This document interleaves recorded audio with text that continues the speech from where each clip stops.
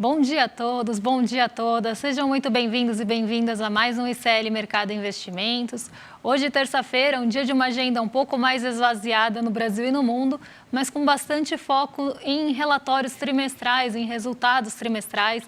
Então, isso deve ficar aí bastante no radar do mercado, mas a gente vai passar por pontos importantes também. A gente teve um fechamento na Ásia que deu uma balançada aí no mercado justamente por um posicionamento da China. Então, a gente vai falar sobre isso, porque pode chegar algum movimento residual aqui no Brasil. E temos outros assuntos aí para tratar com vocês. Então, hoje a gente vai falar aí de vários assuntos importantes, apesar da agenda. Então, vamos falar aí como é que está a confiança e o sentimento do consumidor em relação aos seus gastos, uma medida feita aí pela CNC, se o consumidor pretende ou não gastar. A gente vai falar também sobre poder de compra, porque a gente teve aí uma diminuição nos últimos 10 anos do poder de compra real do brasileiro, então a gente vai falar sobre isso, como é que foi essa trajetória, o que está impactando isso. E temos outros assuntos importantes para falar com vocês, como orçamento. Vamos passar aí um geral da agenda de hoje, mas antes de tudo isso, André, bom dia, como você está? Bom dia, Débora, bom dia a todos os nossos telespectadores. Hoje a gente vai falar alguns assuntos importantes relacionados ao Brasil. O presidente Lula sancionou o orçamento de 2024, então vamos falar um pouco disso. Teve alguns cortes, principalmente em emendas de parlamentares, isso deve gerar algum ruído. Vamos falar também do poder de compra dos trabalhadores, aí a gente vai ver o estrago que aconteceu a partir de 2016. 2016 aconteceu alguma coisinha aí, né? Vamos lembrar, e só voltou a melhorar agora, né? Em 2023. Vamos fazer essa análise aí também. Vamos falar também aí do papel da indústria de transformação na balança comercial. Foi surpreendente. Isso aí é um bom sinal aí, principalmente um dia depois das notícias em relação às novas políticas industriais. Mas como sempre, né? Vamos começar falando já da agenda do dia, né? O que o nosso telespectador pode esperar. Então, Débora, o que você pode passar para a gente em relação à agenda do dia? O que já saiu, o que vai sair? Olha, hoje, como eu falei, uma agenda mais esvaziada, pensando em indicadores, e bem recheada, pensando em resultados trimestrais. Então, a gente começa aquela temporada de balanços lá nos Estados Unidos, começam a ser divulgados os relatórios trimestrais, como é que as empresas fecharam o último trimestre aí do ano passado. A gente já teve algumas divulgações, né, na semana passada, a gente sempre começa pelo setor financeiro e agora a gente dá a sequência. Então, a gente tem aí alguns balanços importantes sendo divulgados antes e depois do fechamento, mas pensando em indicadores aqui no Brasil, a gente tem o IPCS da terceira quadricemana de janeiro, que é calculado pela FGV, tem o dado da CNI, que fala né, o faturamento industrial de novembro. A gente tem a Receita Federal trazendo a arrecadação de dezembro e consolidada de 2023. Eu já adianto para vocês, o dado foi bem positivo, o segundo melhor da série histórica, então isso está puxando o mercado para cima. Se ontem o risco fiscal tinha voltado a ser ventilado, hoje a gente já vê que o mercado está mais tranquilo em relação a questões fiscais. Então a gente vai falar disso quando for falar da abertura. A gente tem Comissão Europeia aí com o índice de confiança ao consumidor preliminar ainda de janeiro, meio-dia, ali da zona do euro. A gente tem alguns dados importantes sendo divulgados durante a tarde, então a gente tem, na verdade, né, uma participação do Fernando Haddad com uma apresentação aí durante a tarde, então a gente deve ter algum radar em relação a isso deve permanecer no radar. Se ele tiver falas importantes, isso pode mexer com o mercado, mas aí uma participação do Fernando Haddad num evento à tarde, e a gente tem no final do dia, às 9 horas, 9h30 para ser mais exata, o PMI do Japão preliminar sendo divulgado. Então sai PMI industrial, de serviços e o composto, todos preliminares aí do mês de janeiro. Então a primeira leitura do PMI, que é quase uma projeção aí do índice de gerente de compras do país. A gente tem aí, antes da abertura, o balanço trimestral da 3M. Em seguida, a gente tem também a General Electric divulgando o seu balanço, tem a Procter & Gamble, a P&G, também divulgando aí o balanço antes da abertura, então agora esses dados devem estar sendo digeridos. A Verizon também divulga agora de manhã e a Netflix só depois do fechamento. O balanço da Netflix é bem esperado, inclusive foi ele um dos catalisadores da Nasdaq ontem. A gente teve uma alta importante aí, tanto na Netflix como na Apple, mas eu vou deixar isso para um segundo momento para falar com vocês. Ótimo. E vamos colocar agora também como que fechou as bolsas de ontem, né? Ontem tivemos um mercado aí um tanto quanto negativo aqui no Brasil, mas pelo menos aí a gente teve várias coisas de tecnologia influenciando os mercados dos Estados Unidos, né? Então como que teve esse fechamento aí? Como que se deu tudo isso? Eu trouxe esse dado de fechamento para a gente entender, né? A gente tinha dado até uma pincelada nisso ontem, quando a gente falou da nova política ali industrial, né? Da nova indústria. A política divulgada ontem ali, bastante baseada no BNDES, para tentar fomentar a indústria brasileira, tentar alavancar um pouco esse setor que está bem fragilizado. E como a gente tinha já adiantado ontem, o mercado reagiu muito mal. Então, o mercado viu nisso, né, uma possibilidade de risco fiscal. A gente sempre fala, né, que o risco fiscal é quase um termo genérico usado pelo mercado quando ele quer contrapor alguma coisa que ele acha que seja ali um gasto desnecessário. Então, a gente viu aí o mercado reagindo bastante mal aí à divulgação dessa política e, por isso, a nossa bolsa até se descolou de Nova York. A gente teve um dia bem positivo em Nova York, um dia sem muitas falas de dirigentes do Fed, o que deixou o otimismo em alta ali nos mercados do país norte-americano, mas aqui no Brasil a gente não conseguiu acompanhar esse ritmo, justamente porque a gente teve um aumento dos juros futuros. Então, aqui no cantinho da tela, vocês estão vendo aí os juros futuros de vencimento para janeiro de 25, então daqui a um ano, e janeiro de 29, daqui a 4 anos, e a gente teve uma alta. Enquanto, na verdade, o de janeiro de 25 quase ficou estável em 10,07, o de 29 subiu para 10,39.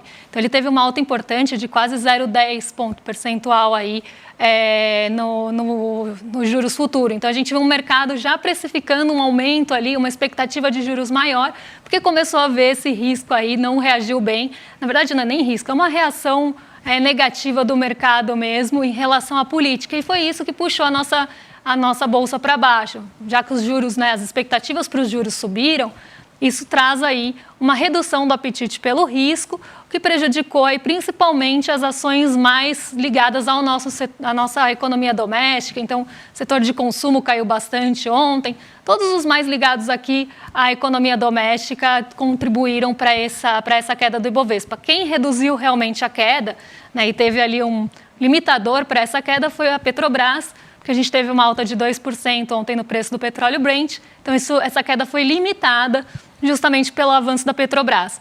Mas, num geral, um dia bem negativo por uma reação ruim do mercado à política, né, divulgada ontem, aí, a nova política industrial. E aí a gente já tinha falado isso, que o mercado ia chiar, então a gente trouxe aí realmente essa reação negativa do mercado acontecendo, o dólar subindo, mas aqui realmente um aumento mesmo da cautela e do sentimento de aversão ao risco no geral.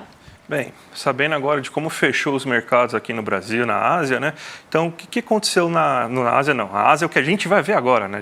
Como fechou os mercados aqui no Brasil e nos Estados Unidos, vamos ver agora a Ásia, né? Porque a gente tem a notícia aí no nosso site, você tem aqui tudo explicadinho, o que vocês devem ficar preocupados, o que deve acontecer durante o dia, você tem que hoje é um dia que, por exemplo, você vai ter prévias republicanas. A gente sabe que o Donald Trump vai ganhar, mas o mercado gosta de achar pelo em ovo, né? Mas tudo bem.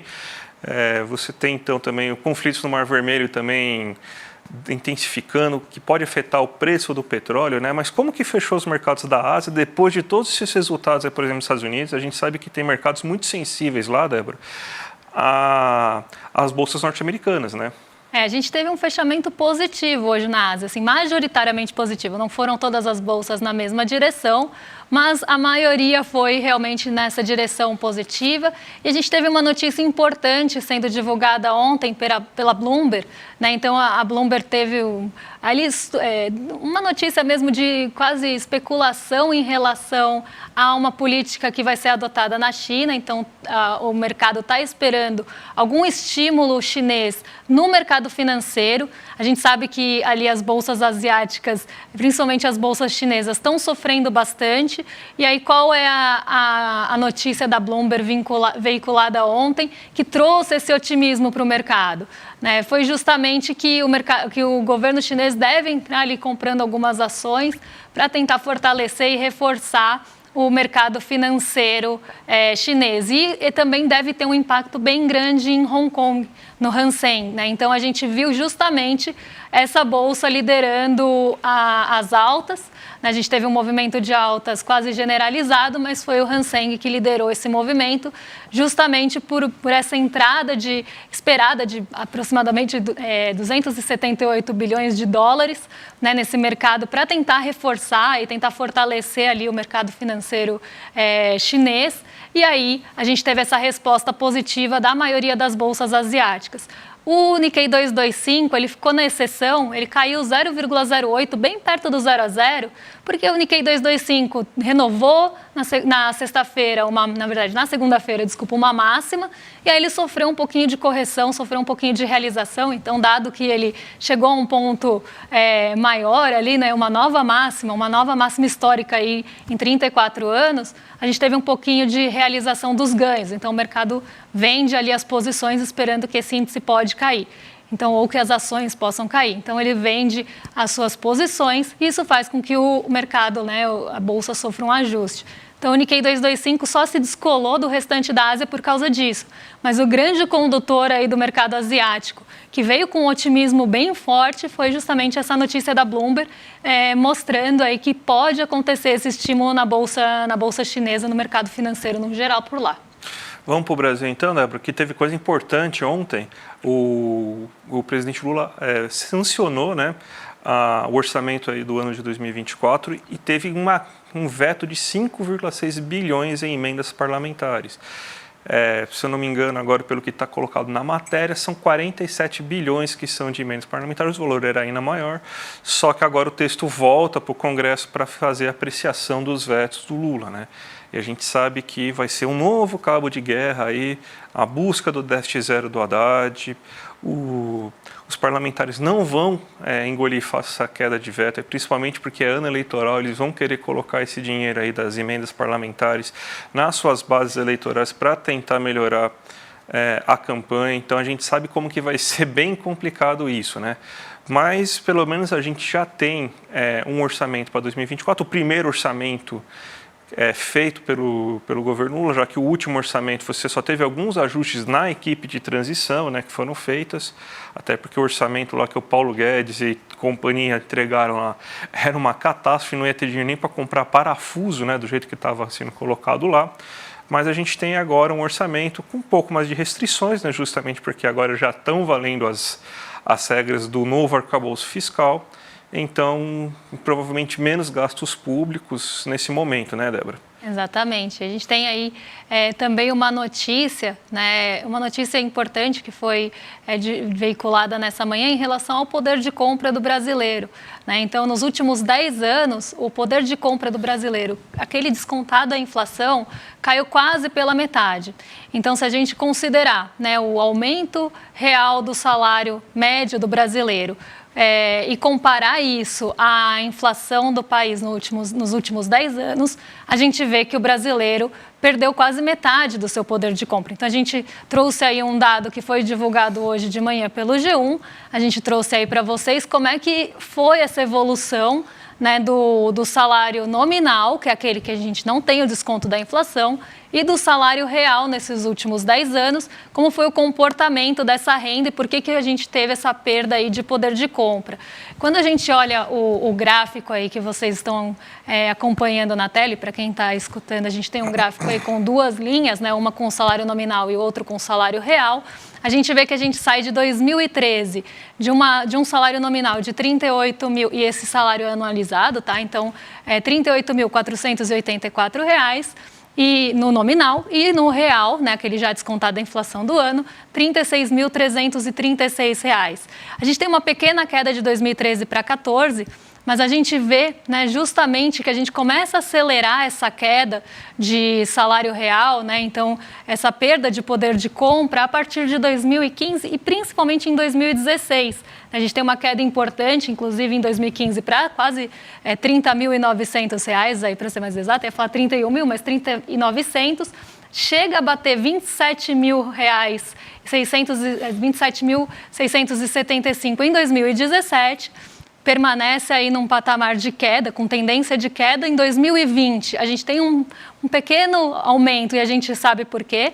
Aqui são considerados todos os rendimentos recebidos pelo trabalhador, inclusive ali algum auxílio. A gente sabe que em 2020 a gente teve ali aquele aumento do auxílio emergencial, depois em 2021 cai para 22 mil, né, R$298 de salário real, então descontando a inflação.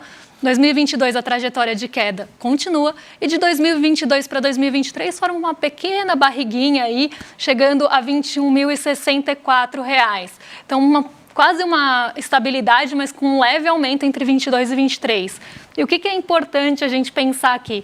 É o que causou essa queda do poder de compra. Em alguns momentos, a inflação, sim, pode causar essa redução de poder de compra. Mas a gente não pode esquecer que essa aceleração, essa trajetória de queda começa justamente em 2016, que é quando a gente começa a ter ali a gente tem a reforma trabalhista, né, a gente tem aquelas flexibilizações de relações de trabalho e a gente tem também, né, num período subsequente aí, uma inflação elevada. Então, a gente tem esses dois problemas juntos aí, diminuindo o poder de compra do trabalhador e todos esses anos também com pouco reajuste real, né? Então, quando a gente pega principalmente os anos aí 2020 e 2021, o salário do trabalhador, mesmo quando a gente pega aqueles dados de Diese, que mostram ali as negociações salariais, nos anos passados a gente teve ali baixos índices de renegociações salariais acima da inflação, ou que pelo menos corrigissem essa inflação.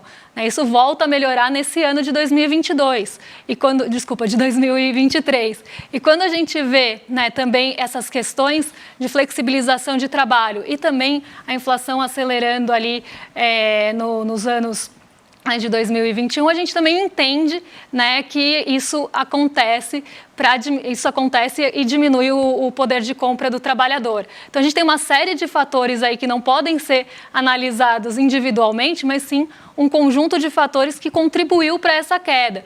E a gente sabe a importância que a gente tem aí de valorização do salário acima da inflação, o que isso traz de impacto positivo na economia, né? Então, R$1 que a gente coloca ali mais num ganho real de salário, quanto isso traz de impacto positivo.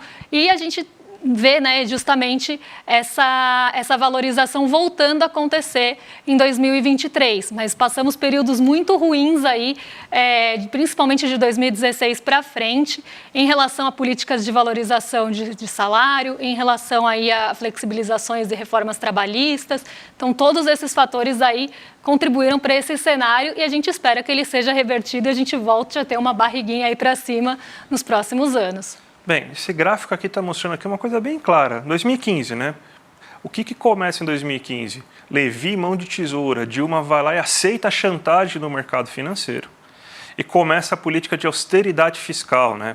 Todo mundo adora, né, os grandes jornais, os grandes analistas, falam sobre a necessidade de você ter austeridade fiscal, de que você deve ter responsabilidade, que você deve cortar gastos. E a gente está cortando gasto há 8 anos. Desde 2015 a gente está cortando gastos. O primeiro ano que talvez não tenhamos cortado gastos foi 2023, né? Olha o resultado disso aí, do corte de gastos. Olha o que acontece. A gente teve, em termos reais, quase que uma estagnação. Não mudou nada. Em termos nominais, quase uma estagnação. Mas olha o poder de compra das pessoas. Se a gente for pegar, a gente vai sair de um poder de gasto real de R$ 33,333 em 2013. Aí, logo depois de toda essa política de austeridade fiscal, a gente tem hoje, depois de uma recuperação, inclusive, que a gente tem em 2023, 21 mil, 15 mil a menos de gasto que a gente tem nesse momento. Era para estar crescendo, não era para estar caindo. Olha como que você perdeu muito poder de compra. A população brasileira perdeu muito poder de compra. Aí não entende por que não cresce, aí não entende por que não gera dinheiro, aí não entende por que você não está com a economia aquecida, por que as indústrias não têm confiança, por que o comércio não tem confiança, não entende por que ninguém consome serviços. Então esse aí é o absurdo, né? Essa é a agenda liberal, essa é a agenda quando você ouve aquele cara falando, dona de casa você tem que fazer o governo que nem uma dona de casa faz, que é cortando gastos, assumindo seu orçamento. Isso aí não existe, a economia é outros 500. Você tem que gastar justamente para fazer com que a economia se aqueça e a partir disso você recupere impostos. Isso que acontece. A gente está aí, resultado, 8 anos de gasto fiscal e, de novo, essa ladainha de risco fiscal aí para todo mundo ficar ouvindo, para todo mundo ficar...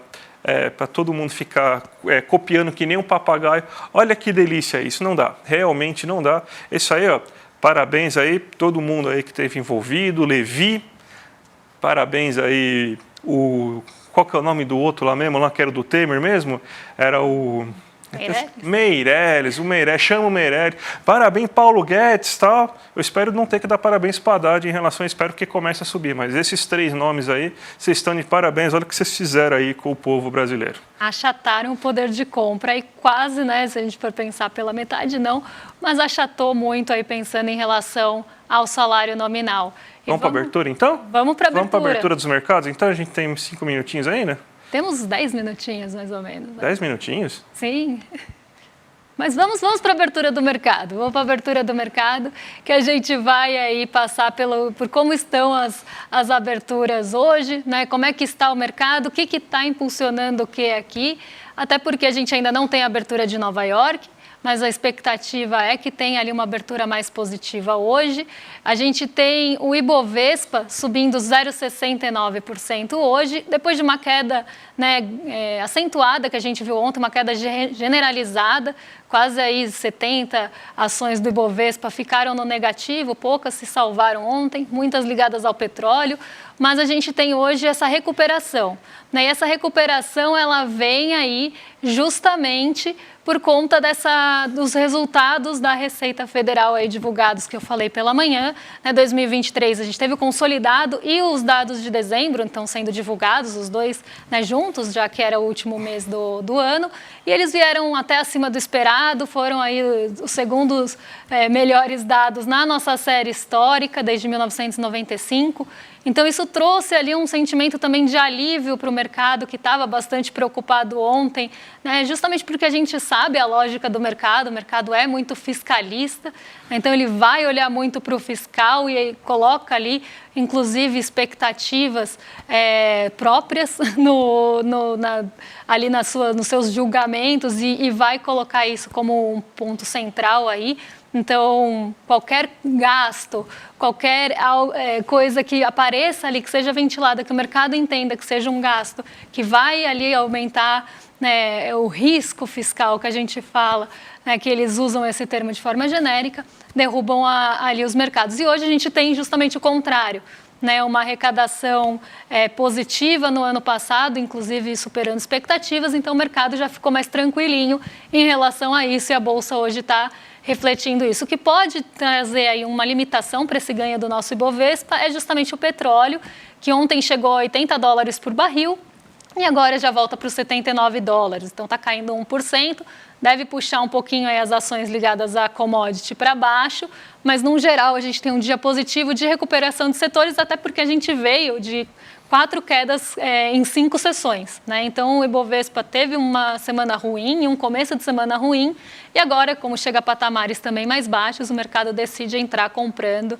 e isso faz com que o índice suba consequentemente. Então aqui a gente já tem um retrato mais positivo de Ibovespa, mesmo com a queda do petróleo, que é algo que pode realmente limitar. O dólar ele cai hoje e aqui também vem por um movimento de ajuste. Ontem a gente chegou na máxima a 4,99, o dólar fechou a 4,98. Isso também faz com que a gente tenha alguma realização aí de ganhos, né? Então a gente vê o dólar também sofrendo correção, indo para 4,97. Lá no exterior, né, a gente tem o dólar subindo frente aos pares, então em 0,08%, mas muito próximo aí da estabilidade, né, não é uma alta relevante, nem uma alta muito forte aí do dólar frente aos pares. Isso porque a gente também hoje não tem dirigentes do Fed falando, a gente tem semana que vem, a gente tem a decisão de política monetária por lá, mas hoje os dirigentes do Banco Central dos Estados Unidos também não têm programação de darem pronunciamentos ou entrevistas. Então isso deve também trazer um movimento mais de calmaria, mais brando para o mercado e um otimismo maior. né? Então, a gente deve ter mais ou menos o mesmo movimento de ontem, já que a política monetária dos Estados Unidos está tão no centro aí do mercado e está ditando muito o ritmo. Como eu falei, né, o Nikkei 225 caiu 0,08, bem perto da estabilidade, justamente por uma correção, e o Xangai Composto sobe nessa manhã pelos mesmos motivos do Hang Seng que eu já falei no comecinho do programa. Ótimo, Débora. Vamos falar então da nossa campanha que a gente tem aí no ICL para começar 2024 com o pé esquerdo. Vamos começar o 2024 com o pé esquerdo, né? Porque a gente sabe como que a ultradireita, a extrema-direita está atacando, né? Está atacando as pessoas que querem a democracia, estão atacando pessoas boas, como a gente está vendo com o padre Júlio Lancelotti. Então, a gente está aqui com uma campanha para conseguir atrair novos alunos aqui, porque vocês sabem que aqui não tem rabo preso, aqui não tem propaganda, aqui a gente é isento justamente porque a gente não deve nada a ninguém, não tem que agradar nenhum patrocinador nem nada. A gente só tem que agradar a vocês, nossos queridos alunos. Então, são vocês que financiam isso, então a gente está fazendo a campanha aí para vocês entrarem agora com a mensalidade solidária. Para quem faz a mensalidade normal, também tem como você transformar em mensalidade solidária, e você tem um monte de benefícios que vocês já conhecem aqui do ICL, né? Então, vai ter ainda alguns prêmios para vocês receberem 3 livros, Juliana Dalpiva, vai ter livro do Eduardo, um livro do Noam Chomsky. Então, vai aparecer um QR Code aqui para vocês agora, para vocês acessarem e fazerem parte aí da nossa campanha. E tem também o Clube de Benefícios, aí uma novidade aí para quem vai se tornar um membro solidário aí do ICL, né? Então, tem para todos os alunos a partir do dia 29, né? Que traz aí alguns descontos em diversos aí, farmácia, e-commerce, enfim, vários locais aí vocês vão ter descontos e esse Clube de Benefícios. Isso é novidade aí para quem tá ligado aqui com a gente. E a gente também se despede. Vocês ficam agora com o Rolê ICL com o William De Luca. Amanhã a gente está de volta a partir das 11 horas da manhã. Então fiquem aí com o William De Luca e até amanhã. Até amanhã, gente. Tchau, tchau. Todo ano em janeiro eu faço o meu encontro Mapa da Mina, onde eu falo para as pessoas as minhas previsões em relação ao que eu acho que vai acontecer no mercado financeiro ao longo do ano. A gente sempre acerta bastante, mas em 2023 aconteceu o que parecia impossível. A gente acertou tudo, todos os mercados, mais do que qualquer banco, qualquer corretora, qualquer casa de análise. Nos juros, por exemplo, eu falei que os títulos públicos de médio e longo prazo, eles teriam um começo de ano onde as taxas não cairiam, se manteriam em níveis altos. Mas ao longo do ano essas taxas cairiam bastante. Quer ouvir o que eu falei? Vamos lá, puxa o vídeo aí. Devem manter as taxas médias e longas da curva em níveis altos no curto prazo. Ao longo do ano, podemos ver uma queda considerável dos patamares de juros precificados na parte média e longa da curva. Agora, quer ver o que aconteceu? Olha aqui, no começo do ano, as taxas se mantendo no nível alto e ao longo do ano, as taxas caindo bastante para níveis bem mais baixos, exatamente como eu previ. Já viu que você não pode perder o Mapa da Mina de 2024, que vai acontecer dia 28 de janeiro, um domingo, às 8 horas da noite, no horário de Brasília. Para você participar é super simples. Só clicar no link aqui em cima ou aqui embaixo e gratuitamente e rapidamente participar. Se inscreve agora, a gente se encontra lá.